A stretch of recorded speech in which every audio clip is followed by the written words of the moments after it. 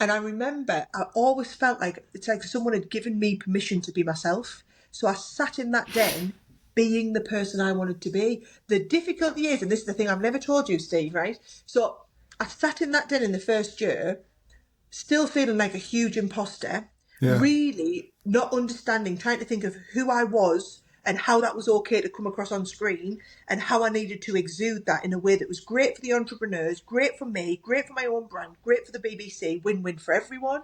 So it was actually after the first series of Dragon's Den that I started working with you guys for the first time, and you did that amazing brand document. And I talk about this brand document all the time because what I say is you didn't write me a brand of who I had to be. You interviewed my friends, my family, my staff, me, and all you did was I paid you an awful lot of money to give me a document that said this is who I am. There was nothing. This There is was you. nothing Yeah. revolutionary. It wasn't a departure from who I was. It was just a 30-odd page document of who I am. But because it was written down on paper, it just something clicked in my mind. And then by the time I got into Yeah. the den the second year, I sat in that chair thinking, I know who I am.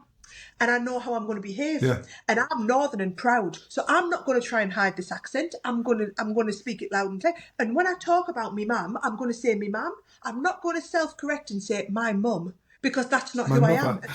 Well, It's yeah. okay for me to be who I am. And I've now got a 30-odd page document of exactly who I am. And that's what I've signed up for and that's what I'm going to do. And I think it was a really big life-defining moment for me.